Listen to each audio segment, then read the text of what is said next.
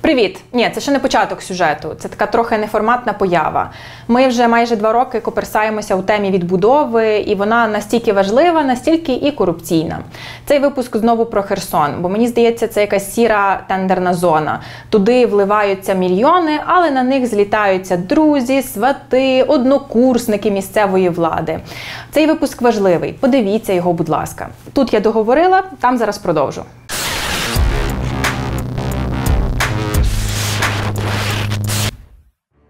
Де хочуть школу цю робити, це Херсон. А є тут хтось? Що не знаєте? Що повинно бути? Щось вони зірвали. Вони недавно тут було. Була табличка тут? Вони, мабуть, попередили, що ви приїдете. Їх хтось. І вони хутко зникли. Це відбувається для того, щоб відмити якісь кошти. Закінчиться війна, тоді будуйте, будь ласка, скільки хочете тих шкіл. Зараз навіщо? Скільки тут тих дітей залишилось?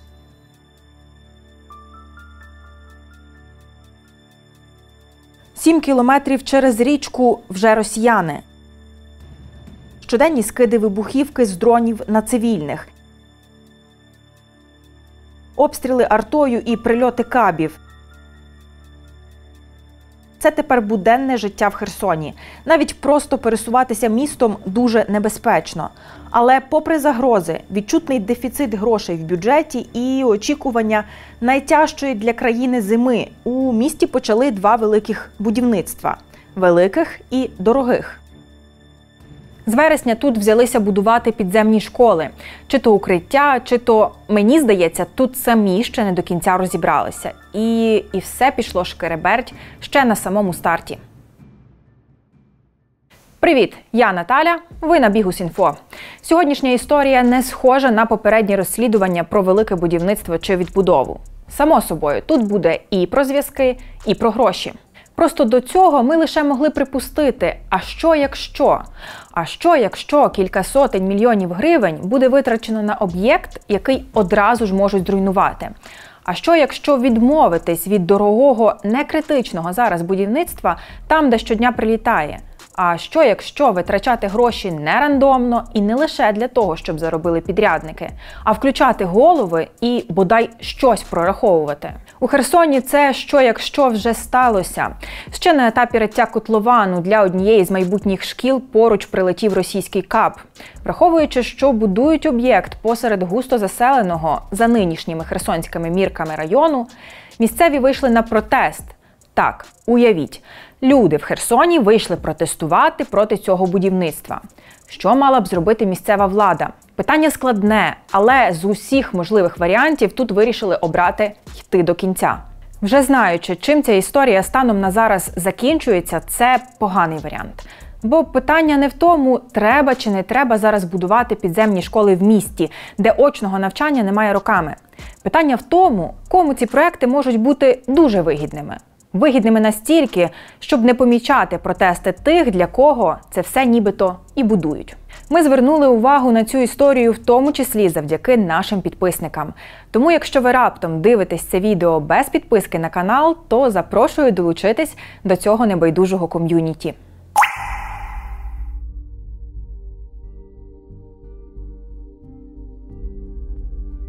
Фанера замість вікон, порожні вулиці, тиша, яку порушують лише глухі систематичні вибухи. Маленький гордий Херсон нині здається ще меншим. У прибережних, раніше центральних районах людей майже немає. Росіяни дістають сюди усім, що мають – артою, кабами і дронами. До повномасштабного вторгнення у Херсоні жило приблизно 80 тисяч дітей шкільного віку. Зараз же, за даними міських чиновників, залишилося лише 5 тисяч. Це відчувається на порожніх вулицях міста. Люди намагаються мінімально пересуватися, бо окупанти полюють за цивільними і скидають на них вибухівку з дронів. Ви вже могли б бачити ці відео. Це ворожа зйомка і дивитися її дуже непросто. Росіяни бачать цивільних, ведуть їх і прицільно скидають вибухівку. ці випадки стають масовими.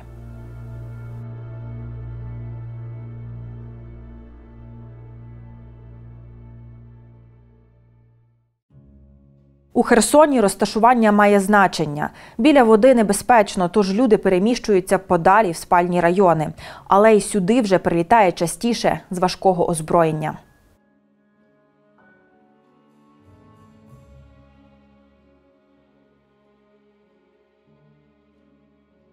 Ці шматки парт і шкільного приладдя – це наслідки прильоту російського каба на початку жовтня на територію однієї з шкіл у Херсоні. Тоді від авіаудару постраждала 21 людина, серед них 2 діток.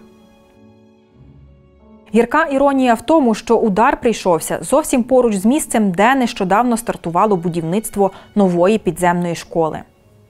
За основу взяли такий самий успішний проект в Харкові. У Херсоні на облаштування школи заклали 90 мільйонів гривень. Підрядники обіцяють, що заклад вміщатиме 450 учнів, а місцева влада ж переконана, зуміє перевести місто на офлайн-навчання, хоча б частково. Втім, плани доволі скоро почали руйнуватися. Спочатку в Херсоні планували побудувати 4 такі школи, що в грошах мало б обійтися десь під $500 мільярда гривень. Але поки що реалізовують тільки 2, під які вже вирили котловани. За 2,5 роки відбудови і будівництва укриттів та підземних шкіл – це, мабуть, перший такий проект, який відкрито критикує і не підтримує чимало людей, які живуть навколо і, по суті, діти яких в майбутньому тут мали би навчатися. Місцеві пов'язують активні обстріли свого району саме з роботами, які тут проводять. І ми вже не знаємо, чим закінчиться це для нашого району, який подалі, але нам теж тут неспокійно, от зараз навіть чутно. В нашій країні з такими сусідами повинні бути укриття, але не зараз і не на такій відстані. Коли от ви зараз чуєте, що летять снаряди, яке будівництво? Закінчиться війна, тоді будуйте, будь ласка, скільки хочете тих шкіл. Зараз навіщо? Скільки тут тих дітей залишилось? Той самий приліт каба не лише зруйнував школу, а й пошкодив сусідні багатоповерхівки. Чимало квартир позалишалися і без вікон, і без дверей. Бо тут саме в цих будинках мешкають ті самі діти, яких хочуть навчати офлайн. Кому це буде потрібно, якщо постраждають ці діти? Старшому 14, він зараз в 8 класі, а молодшій 8, вона зараз в 2 класі, тут де хочуть школу цю робити. Це Херсон. Як зосереджуватися на уроках, коли на фоні постійні виходи і прильоти, уявити складно. Але херсонські школярі вчаться онлайн вже 5 років, 2 роки ковіду і майже 3 повномасштабної війни. Значить, у мене 2 внучки, одна навчається в 2 В-класі, друга навчається 9 В-клас. Дівчатка вже призвичаїлися до цього режиму. Сашунечка, тобі подобається вчитися онлайн? Подобається? Ти все розумієш, що вам надають програму, все, да? На нас відмінниця. У квартиру Ольги не потрапляє денне світло. Жінка каже, в чому ж сенс замінювати, якщо завтра знову може повибивати. На прогулянки Ольга самих внуків не відпускає. Йде разом з ними і то ненадовго. Жінка хотіла б, щоб діти мали змогу проводити час з однолітками. Але для того, щоб виходити в суспільство, треба виїжджати з Херсону. У мене ситуація, що я не можу виїхати, бо в мене син на війні. Помешкання я не можу заставити, бо тут багато є, я керуючи, потрібно для людей тут на місці. Для цих же людей міські чиновники взялися будувати школи. І тут вже друге «але». Я, як і багато людей, думаю, що це відбувається для того, щоб відмити якісь кошти, які виділила Верховна Рада для того, щоб побудували начебто нам ці підземні школи. Враховуючи, скільки херсонців з цього району вийшли на протест проти будівництва, ймовірно, так вважає не лише Ольга. І от що цікаво, проекти, які місцева влада зі старту презентувала як підземні школи, раптово перетворилися на протирадіаційні укриття. Мовляв, це вже не про освіту, а про безпеку. І про безпеку не лише дітей, а всіх.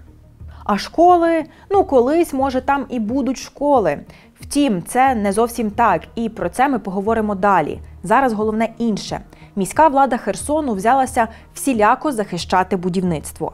Пов'язувати знову те, що всі кажуть, деякі кажуть, що це пов'язано з будівництвом обстріли, в тому числі важкою зброєю, як ми казали, за каби. Да? В той самий день, 7 жовтня, каби прилітали не тільки по школі. Було також по іншим закладам, де ніякого будівництва не було. Це актуальна позиція військової адміністрації міста. Тут кажуть, що обстріли і реалізація проекту не пов'язані між собою. Іронічно, але в цій історії пов'язані між собою все ж дуже багато чого. Зокрема, ті, хто давав гроші, і ті, хто їх взяв. Наші подруги з жіночого ветеранського руху збирають 6 мільйонів на засоби РЕБ, наземні станції та дрони для ефективної роботи на найгарячіших напрямках фронту. На банці вже 4 мільйони, але потрібно допомогти зібрати ще 2. Активний QR-код для донату ви можете бачити на екрані прямо зараз. А більше деталей про збір і реквізити в описі під цим відео. Дякую за кожен ваш донат. Почнемо з протокольного. Один тендер на будівництво підземної школи виграла компанія «Алсвіт Плюс». Ще один навчальний заклад має побудувати інша товка – «Будпостач СТ-СВ». Назви можете одразу забути, кажу ж, чисто протокольний абзац. Тут будуть важливішими люди. Люди і їхні зв'язки. Так от, першій конторі віддали проект за 95 мільйонів гривень на 450 учнів.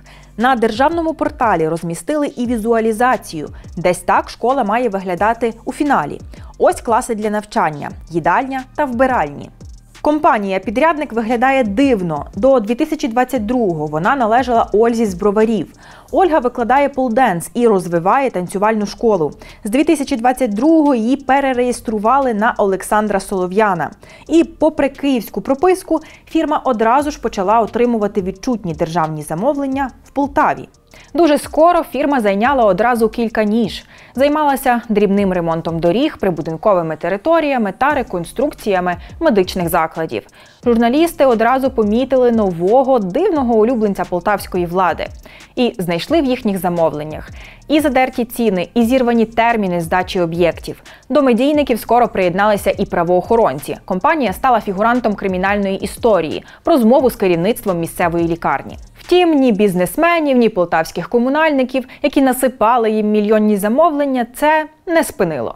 У цій сфері так не буває, що ти купив десь у Броварах фірму, приїхав в Полтаву і одразу ж забрав собі відчутну частку держзамовлень. Не буває, бо замовлень тобі просто так ніхто не дасть.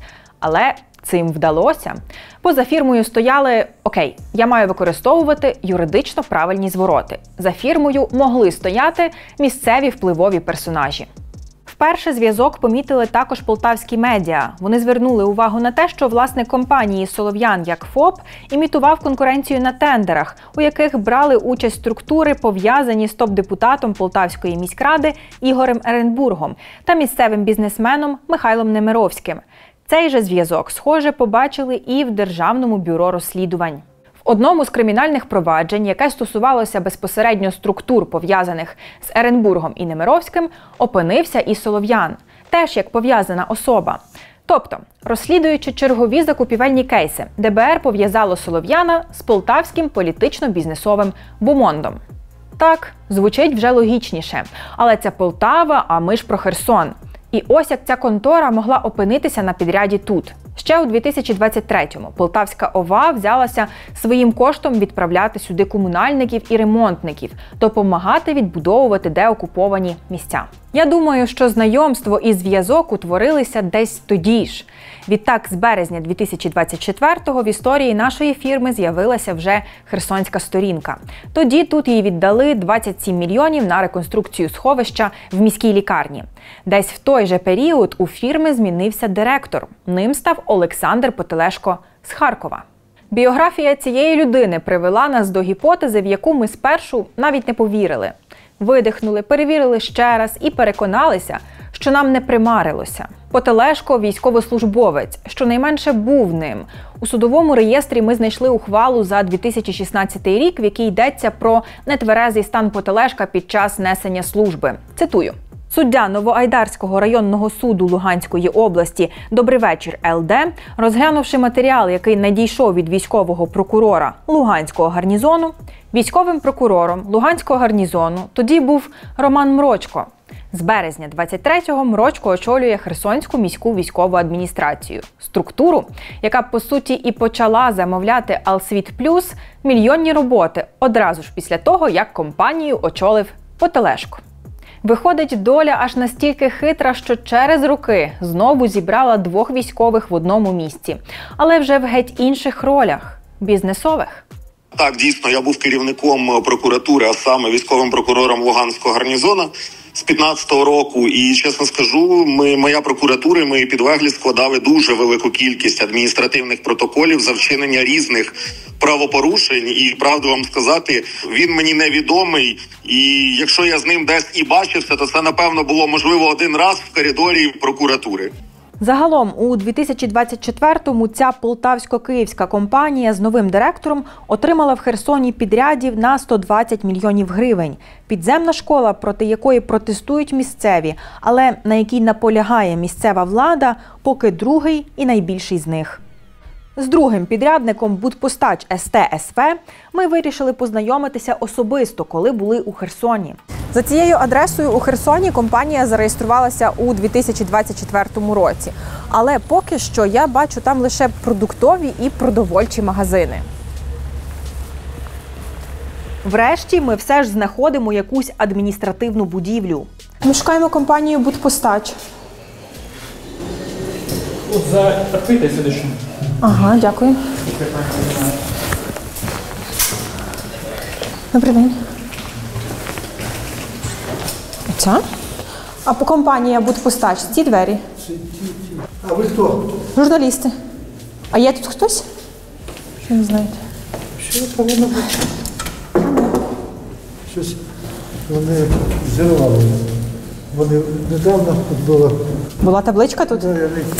Наверно, попередили, що ви приїдете. Їх хтось. І вони Да. хутко зникли.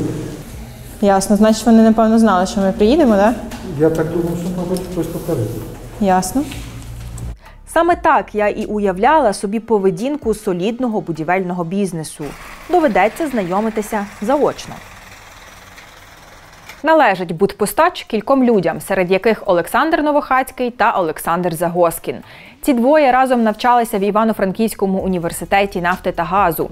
І, судячи з соціальних мереж, чимало часу проводили разом. І от «Будпостач» колишніх студентів Франківського вишу приїжджає в Херсон і починає отримувати багато замовлень на будівельні роботи. Окрім будівництва школи, «Будпостач» отримав ще низку підрядів на укриття. Наголошую, що це все ж таки не підземна школа, це протирадіаційне укриття подвійного призначення. Ми не знайомили вас з Сергієм Орєховим раніше, бо було зарано. А от зараз саме час. З 2022-го Орєхов працює в Херсонській міській військовій адміністрації і нині є заступником голови. До цього він багато років працював в Херсонгазі. Ймовірно, саме для кар'єрного розвитку тут він на початку нульових вирішив отримати другу вищу освіту. І з 2003 по 2006 навчався в Івано-Франківському університеті нафти та газу. Тому самому. Тут Орєхов отримав кваліфікацію інженера зі спеціальності газонафтопроводи і газонафтосховища. Ну, якось дуже натягнуто, скажете ви. Вони вчилися геть в різні роки, тож шансів на те, що вони знайомі, дуже мало. Але це ще не все. У Загоскіна і Ко є ще один партнер вже в бізнесі зі встановлення вентиляційних систем. Старший в усіх розуміннях цього слова. Олександр Сусак – науковець, автор численних робіт у все тому ж Франківському університеті і експерт з енергетики. Ось Загоскін разом з Сусаком. А тут науковець і колишній студент щось обговорюють у франківському кафе. Так ось, по-перше, в той момент, коли нинішній заступник голови міської військової адміністрації Сергій Орєхов навчався у Франківському універі, Олександр Сусак тут же дописував свій лабораторний практикум «Трубопровідний транспорт газу». Спеціальність Орєхова, нагадаю, газонафтопроводи і газонафтосховища. По-друге, нині херсонськими укриттями займається і СУСАК. Так, франківський науковець теж отримує мільйонні підряди в Херсоні. І так, теж віднедавна. Ви журналіст, я відповідав і буду відповідати питання, які мені задають, наприклад, працівники відповідних органів перевіряючих. А журналістам я можу відповідати, я готовий відповідати, але в даний момент я не готовий відповідати на такі питання. СУСАК говорити про це не схотів взагалі. Орєхов вже згадати Сусака так і не зміг. Або зробив вигляд, що не зміг. Ні. Дуже знайома фамілія, так, щоб, як ви кажете, ми то вирішували, і навіть до того, що пов'язували, що я за цим якимось кумовством з ним спілкувався та з підрядами, тим більше я ж кажу. Втім, я зараз просто підсумую, а вже висновок з цього неймовірного збігу залишу на ваш розсуд. Отже, колишній студент Франківського університету працює в міській адміністрації в Херсоні. І після цього призначення мільйонні замовлення від цієї ж адміністрації отримує фірма інших студентів Франківського вишу. І докупи ФОП наукового працівника звідти ж. Нічого незвичного, правда? Отже, що ми маємо? В Херсоні беруться зводити підземні школи. Попри певну відсутність логіки, бо в місті відверто небезпечно. Грошей в бюджеті не те, щоб багато. Діти навчаються онлайн і попереду, очевидно, складна зима. Але міська влада переконує, так треба, і будівництво починається. Дуже скоро росіяни вперше б'ють поруч. Місцеві мешканці, для яких це будівництво, нібито й має відбуватися, виходять на протести. Міська влада знову каже, так треба, будівництво продовжується. Ним займаються компанії, що так чи інакше пов'язані з цією самою міською владою. Це схоже на те, що міським чиновникам дуже треба, щоб цей бізнес тут зараз працював та отримував гроші. І погодьтесь, це класна мотивація, якщо ти місцева влада, але така собі, якщо ти пересічний громадянин.